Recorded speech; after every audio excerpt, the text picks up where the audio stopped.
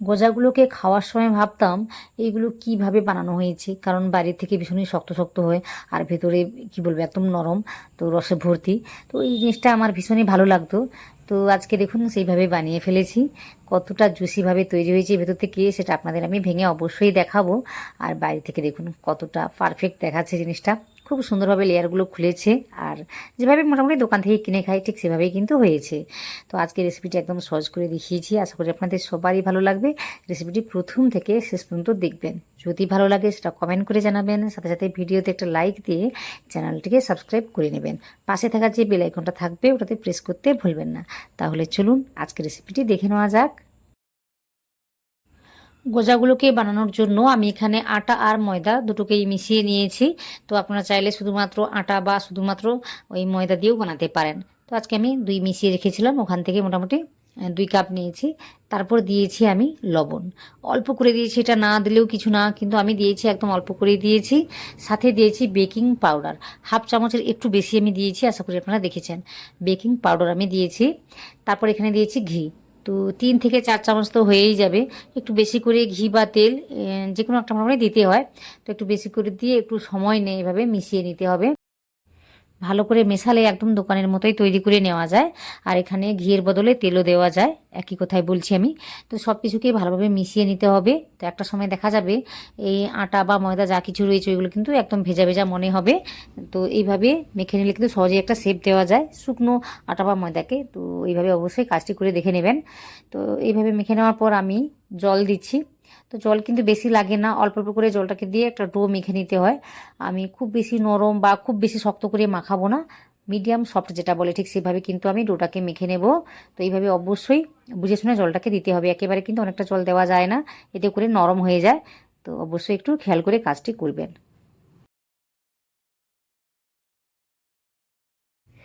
তো দেখুন একটা ডো কিন্তু তৈরি করে নিয়েছি। আর খুব বেশি সময় নিয়ে কিন্তু মাখানো যাবে না, এইভাবে কোনোরকমভাবে একটা ডো তৈরি করে এটাকে রেস্টে রেখে দিতে হয় 10 মিনিটের জন্য, এতে করে কিন্তু সুন্দরভাবে সেট হয়ে যায়। তো আমি রেস্টে রেখে দিচ্ছি 10 মিনিটের জন্য। 10 মিনিট পরে দেখুন আমি আবার দেখাচ্ছি জিনিসটা দেখতে কেমন হয়েছে। তো এইভাবে এখানেও আমি সময় নিয়ে মাখবো না, এইভাবে একটু সময় নিয়ে কী বলবো একটা লেচির মতো বা গোল আকারে শেপটা দিয়ে দিচ্ছি। দেওয়ার পর আমি এখানে বেলে নেব। তো সেভাবে কিছু ঝামেলার কিছুই না, ওই যে বললাম হয়তো একটু সময় লাগবে, কিন্তু কী বলবো ওই ঝামেলার কিছুই না।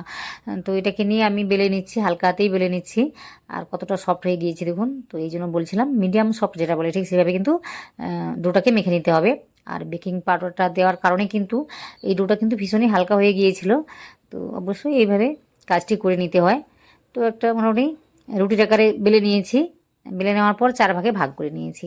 তো যেভাবে দেখাচ্ছি ওইভাবে দেখে নিন, তাহলে সহজেই কিন্তু আপনারা তৈরি করতে পারবেন। তো দেখুন আমি 4 ভাগে ভাগ করে তারপর একই জায়গায় এনে ওই একটার পর একটা বসিয়ে দিয়েছি। তো এইভাবে কাজটি করলে না এই রেসিপির মধ্যে সুন্দরভাবে লেয়ারগুলো খুলে যায়। আর রেসিপিগুলো একদম দোকানের মতোই তৈরি হয়ে যায়। তো অবশ্যই এইভাবে কাজটি করে নিতে হবে। তো একবার আমি কেটে এইভাবে শেপটা দিয়েছি, আরও একবার এভাবে বেলে নিয়েছি। তো একই রকমভাবে কেটে নেব, কেটে নিয়ে তো যেভাবে আমি কাজটি করেছিলাম তো এইভাবে বেশ কয়েকবার আমি কাজটি করে নেব। তো আমি এখানে মোটামুটি 3বার কেটে নিয়েছি। তো মোটামুটি কেটে আমি দেখিয়ে দিচ্ছি ঠিক কীভাবে কাজটি করে নিতে হবে। তো এখানে তেল বা জল কিছুই আমি দিচ্ছি না। তো এইভাবে মোটামুটি রুটিটাকে বেলে কেটে নিয়েছি, তারপরে এভাবে কাজটি করে নিচ্ছি। তো 2বার আমি কেটে নিয়েছি, তো আরও একবার আমি একই রকমভাবে কেটে নিচ্ছি। এই গজাগুলোকে বানিয়ে আপনারা ওই দোকানের গজাগুলোকে কিনে যতদিন ধরে স্টোর করতে পারেন ঠিক ততদিন কিন্তু স্টোর করে নেওয়া যায়। তো যে কারণে অনেকগুলো কিন্তু বানিয়ে রেখে দেওয়া যায়। তো আজকে আমি এই পরিমাণ বানিয়েছি, আপনারা চাইলে কিন্তু বেশি করেও বানাতে পারেন। তো আমি দেখুন আমি 3বার বেলে নিয়েছি, কেটে নিয়েছি, কেটে নেওয়ার পর একই রকমভাবে কাজটি আবারও করে নিয়েছি। তো এইভাবে করে নেওয়ার পর আমি কিন্তু শেপটাকে গোল করার চেষ্টা করছি। তো এইভাবে অবশ্যই গোল করে কিন্তু দেখুন কাজ করে নিতে হবে। তো এতে করে কিন্তু সুন্দর করে একটা রুটির আকারে বেলে নেওয়া যায়। তো এইভাবে দেখুন আমি বেলে নিয়েছি। আবার বেলে নেওয়ার পর এখানে আমি কি করেছি, ওই 3বার কেটে নেওয়ার পর বেলে নেওয়ার পর তারপর এখানে আমি কি করেছি একটু জল লাগিয়ে দিচ্ছি, কারণ এইগুলোকে এবার একই জায়গায় কি বলবো সেট করতে হবে, না হলে কিন্তু ভেজে নেওয়ার সময় খুলে যায়। তো অবশ্যই জলটাকে লাগাতে হবে, শেষবারের জন্য বলছিলাম যেটা আমি। তো অবশ্যই জলটাকে লাগিয়ে দিয়েছি, আর একটাতে কিন্তু আমি লাগাইনি, যেটা আমি উপরে দিয়েছি ওটা কোনোরকমভাবে জল কিন্তু আমি ইউজ করিনি। তো এইভাবে দিয়ে দেখুন আমি গোল করার চেষ্টা করছি, যতটা গোল করা যায় যেভাবে মোটামুটি পারবেন সেভাবে গোলটাকে করে নেবেন, তারপর বেলে নিতে হবে। তো বেলে নেওয়ার পর এটাকে আবার একই রকমভাবে আমি কেটে নেবো। একই রকম না, এর শেপটা আলাদা হবে। যেভাবে বানাতে চাইবে ঠিক সেভাবে শেপটাকে দিয়ে আমি কাটবো। তো আপনারা দেখতে পাবেন। তো একটু মন দিয়ে দেখুন। তো বেলে নিয়েছি, একটু পুরু রেখেই বেলে নিয়েছি। তারপর আমি কি করব, এই সাইডগুলোকে কেটে নেব। তো আপনারা যেভাবে শেপগুলোকে দিতে চাইবেন সেভাবে কিন্তু কেটে নিতে পারবেন। তো আজকে আমি এই শেপে কেটে নিয়েছি। আর যেভাবে লেয়ারগুলোকে আমি দিয়েছি, এখানে কিন্তু অনেকগুলো লেয়ার খুলে যাবে, আপনারা দেখতে পাবেন। আর রেসিপিটি বানানো কিন্তু খুবই সহজ। ওই যে বললাম একটু হয়তো সময় লাগছে ঠিকই, কিন্তু বানানো খুবই সহজ। আপনারা তো এতক্ষণ দেখলেন, তো অবশ্যই কমেন্ট করে জানাবেন রেসিপিটি কেমন লাগছে আপনাদের। তো আমি রুটটা কিন্তু একটু মোটা করে রেখেছি, বলতে একটু পুরু করে বেলেছি, দেখতেই পাচ্ছেন। আর শেপগুলো একটু বড় করে আমি কেটেছি। তো কেননা এগুলোকে ভেজে নেওয়ার পর কিন্তু শেপগুলো ছোট হয়ে যায়, আমি এটা দেখেছি। তো অবশ্যই একটু বড় করে কাজটি করবেন, তাহলে দেখতে ভালো লাগে। ছোট করে কাজটি করলেও হয়ে যাবে। কি হয়, জিনিসটা দেখতে ভালো লাগবে বড় করে বানালে। তো যেভাবে পারবেন সেভাবে বানিয়ে স্টোর করে রেখে দেবেন, অনেক দিন ধরে কিন্তু খেতে পারবেন। তো মোটামুটি কথা বলতে বলতে সবগুলো আমি কেটে নিয়েছি। তারপর এইদিকে ঘুরিয়ে মোটামুটি যেভাবে শেপগুলোকে আমি দিতে চাইছি ঠিক সেভাবে কিন্তু কেটে নেব। তো বানানো দেখতেই পাচ্ছেন কতটা সহজ। তো এইভাবে কিন্তু সহজেই বানাতে পারবেন, একদম দোকানের মতোই কিন্তু গজাগুলো তৈরি হয়ে যায়। তো আশা করি আপনাদের ভালো লাগছে। ওই যে বললাম, ভালো লাগলে কিন্তু অবশ্যই কমেন্ট করবেন, বারবার আমি মনে করিয়ে দিচ্ছি। আর ভালো লাগলে অবশ্যই ভিডিওতে তো লাইক দেবেন। তো অবশ্যই আমাকে সাপোর্ট করবেন। তো দেখুন শেপগুলো আমি এইভাবে রেখেছি। আর লেয়ারগুলো দেখুন এখন থেকে কিন্তু বোঝা যাচ্ছে সুন্দর করে। তো এইভাবে কিন্তু কাজটি করে নিতে হবে। তো যে কটা রয়েছে একই রকমভাবে কেটে নিচ্ছি। কেটে নেওয়ার পর দেখাচ্ছি কীভাবে জিনিসটা তৈরি হয়েছে।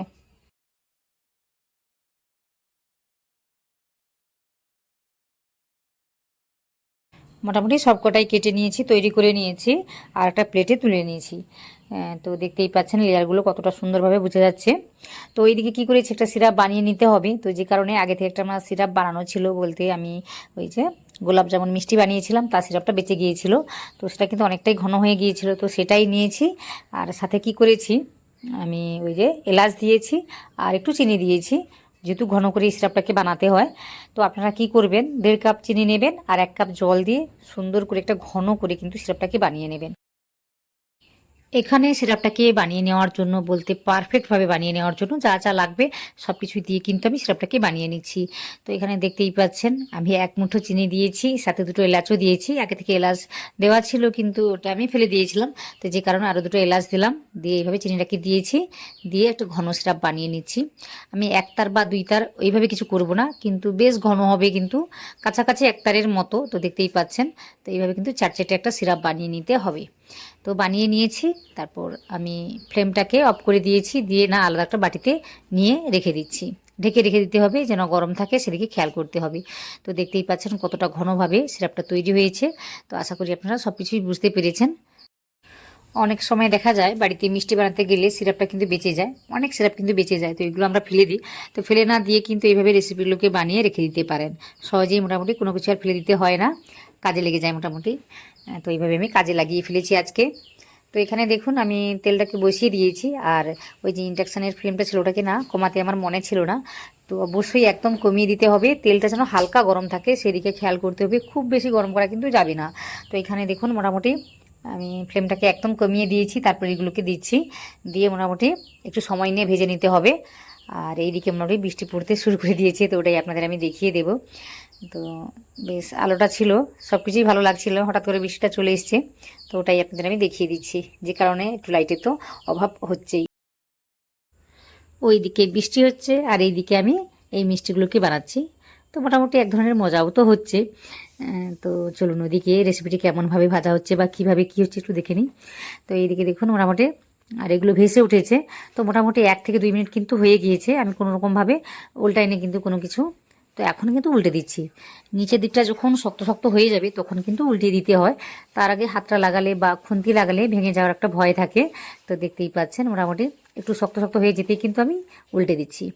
তো এইভাবে কিন্তু লেয়ারগুলো সুন্দরভাবে খুলতে শুরু করেছে, আর রেসিপিগুলো দেখুন কতটা ফুলে গিয়েছে।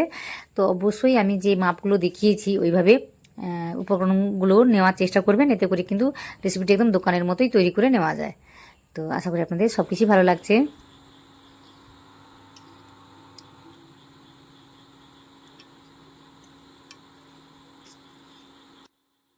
আমি কিন্তু এখনও পর্যন্ত ফ্লেমটাকে আমি লো রেখেছি। তো লো রেখেই কিন্তু অনেকটা সময় ধরে ভেজে নিতে হয়। যখন দুই দিক শক্ত শক্ত হয়ে যায় তখন কিন্তু গ্যাসের ফ্লেমটাকে মিডিয়াম করে দিতে হয়। তো মোটামুটি বুঝে শুনে কাজটি করে নেবেন। আমি বারবার চেক করে নিচ্ছি।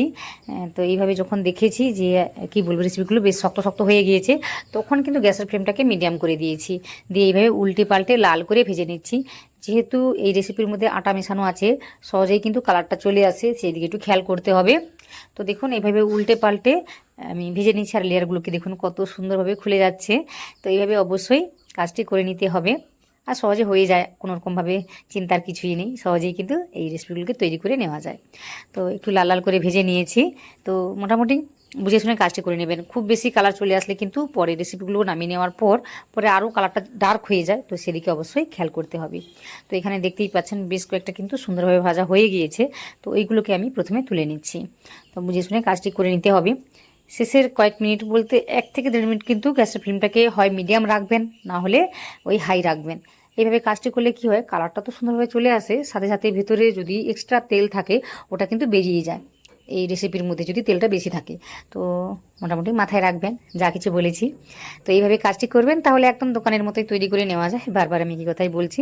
তো এইগুলোকে ভেজে নিয়েছি, তারপর তুলে নিচ্ছি। তেলটাকে ঝরিয়ে নিতে হবে। তো মোটামুটি সবকটা তুলে নিয়েছি, আর তেলটাকে ঝরিয়েও নিয়েছি। আর দেখতেই পাচ্ছেন কত সুন্দরভাবে লেয়ারগুলো খুলেছে। তো আপনারাও দেখতে পাচ্ছেন আশা করি। আর ওইদিকে যে সিরাপটা রয়েছে না, ওটাও যেন গরম থাকে সেদিকে খেয়াল করতে হবে। যদি ঠান্ডা হয়ে যায় তাহলে কিন্তু একটু গরম করে নিতে হবে। তো আমি কি করেছি, হালকা করে গরম করে নিয়েছি। এই যে গরম করে নেওয়ার পর কিন্তু আমি কি করব, ওই যে গজাগুলোকে ভেজে আমি রেখেছি ওইগুলো এর মধ্যে দিয়ে দেব। গজাগুলো যেন গরম থাকে আর এই সিরাপটা যেন গরম থাকে সেদিকে একটু খেয়াল করতে হবে। এতে করে কিন্তু বেশি একটা সময় লাগে না। তো যদি একটু ঠান্ডা হয়ে যায় তখন কি হয়, সময়টা একটু বেশি লাগে, এই যা, আর না হলে কিছুই না। তো এখানে দেখুন আমি গরম গরম অবস্থাতে দিয়ে আমি একটু ঢেকে রেখে দেবো। এতে করে কিন্তু এই রসটাকে টেনে নেবে, খুব তাড়াতাড়ি টেনে নেবে। তো এখানে দেখতেই পাচ্ছেন আমি একদম কি বলবো, গ্যাসের ফ্লেমটাকে লো করে দিয়েছি। তাছাড়া আমি একটু নামিয়ে দিয়েছিলাম, যে কারণে তেলটা কিন্তু ঠান্ডা হয়ে গিয়েছে। তো এইভাবে লো ফ্লেমেই কিন্তু রান্নাটাকে করে নিতে হয়। অনেকটা সময় ধরে কিন্তু লো ফ্লেমেই রান্না করে নেওয়ার পর শেষের 1 থেকে 2 মিনিট কিন্তু মিডিয়াম বা হাই রেখে কাজটি করে নেবেন। এতে করে একদম দোকানের মতো তৈরি হয়ে যায়। তো এইদিকে মোটামুটি মাত্র 5 মিনিট হয়েছে। 5 মিনিট পরে দেখুন আমি আপনাদের এই যে তুলে দেখাচ্ছি। আর নিচে থেকে এগুলো বেশ সুন্দরভাবে রসটাকে টেনে নিয়েছে। তো এগুলোকে নামিয়ে নিচ্ছি। তো বেশি সময় ধরে রাখতে হয় না, আর যদি সিরাপটা ঠান্ডা হয়ে যায় তখন কিন্তু 10 মিনিট সময় লেগে যায়। তো গরম থাকার কারণে কিন্তু মাত্র 5 মিনিটের মধ্যেই কিন্তু এই গোজাগুলো তৈরি হয়ে গিয়েছে। তো এগুলোকে নামিয়ে নিচ্ছি। এখনই ভীষণই রস রসে মনে হচ্ছে, পরে কিন্তু শুকিয়ে যায়। তো একদম শুকনো শুকনো হয়ে যাবে, আমি সেই অবস্থাতেও দেখিয়ে দেবো। তো এখন দেখুন রসটা কতটা সুন্দরভাবে টেনে নিয়েছে। এইভাবে কিন্তু রসটাকে টেনে নেবে। আর শুকিয়ে যাওয়ার পর অবশ্যই আপনাদের দেখাবো কীভাবে জিনিসটা তৈরি হয়েছে। তো এইভাবে গোজাগুলোকে বানিয়ে মোটামুটি কি বলবো একটু ঠান্ডা করে নেবেন, তারপর কিন্তু শুকিয়ে যায় সহজে। যখন শুকিয়ে যাবে তখন এয়ারটাইট কোনো বক্সে মোটামুটি ঢুকিয়ে যদি রেখে দেন তাহলে কিন্তু 1 থেকে 2 মাসের বেশি খেতে পারবেন। একদম দোকানের গোজাগুলোর মতো খেতে লাগে, দারুণ লাগে খেতে। মোটামুটি একবার হলেও বানাবেন, বানিয়ে আমাকে জানাবেন আজকে রেসিপিটি কেমন হয়েছে। যদি ভালো লাগে সেটা অবশ্যই কমেন্ট করে জানাবেন। সাথে সাথে ভিডিওতে একটা লাইক দিয়ে চ্যানেলটিকে সাবস্ক্রাইব করে নেবেন। পাশে থাকা যে বেল আইকনটা থাকবে ওটাতে প্রেস করতে ভুলবেন না। তো আর যদি কোনো রকম একটা রেসিপি দেখতে চান সেটাও কিন্তু কমেন্ট করে জানাতে পারেন।